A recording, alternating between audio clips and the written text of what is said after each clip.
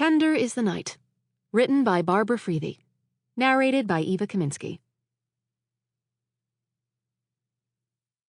1. Yes, he's probably cheating on you. No, you didn't do anything wrong.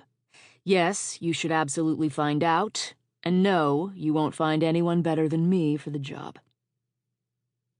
Devin Scott ended his cocky monologue by sitting back in the worn leather chair behind his desk and giving the beautiful blonde in front of him a weary, cynical smile. Although he was fairly certain he knew exactly why this woman had come looking for a private investigator, he couldn't understand why any man would want to cheat on her.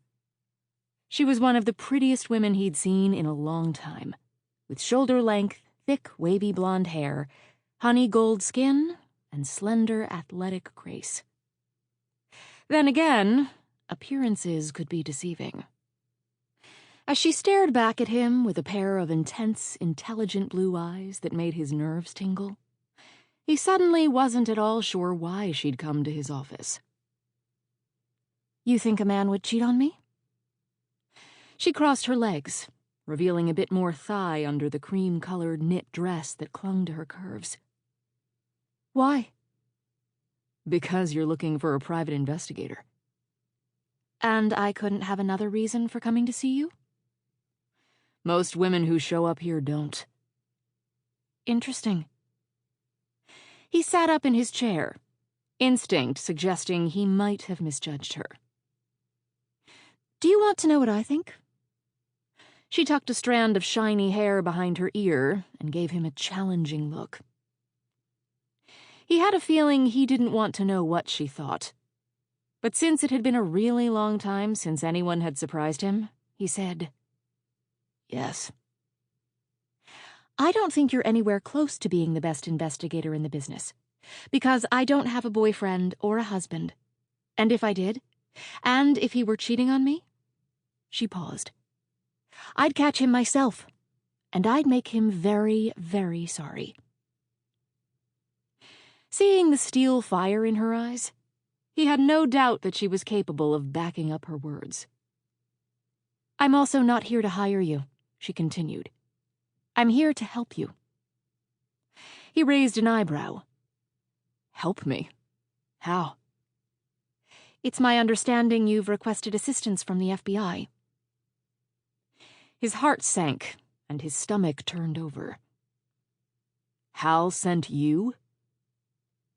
He couldn't help but emphasize the word "you," because when he'd asked Hal for help, he'd hoped for a seasoned agent, or a team, or anyone besides this young woman, who couldn't have been on the job more than a year.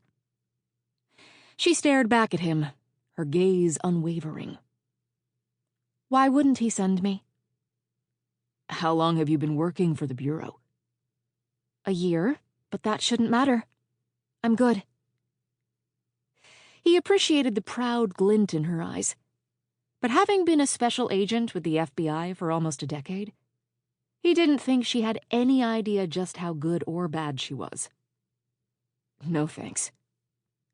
Her right eyebrow shot up in surprise. "Seriously? You're turning down my help?" "Yes." "You're not even going to give me a chance?" He shook his head. "Nope." "Why not?"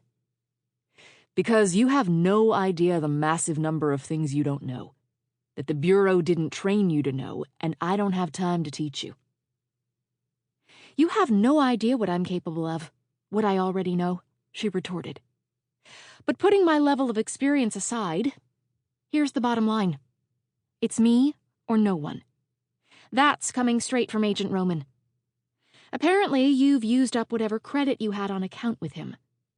I've been assigned to help you for 5 days. "Forget it," he said, disgusted and angry with himself for actually believing the Bureau might help him solve the murder of his former partner and finally get justice for her death. "I'll take no one."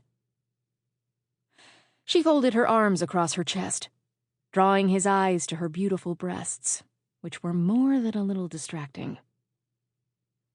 "Then apparently you're as stupid as they said you were," she said. It took a moment for Sample complete. Ready to continue?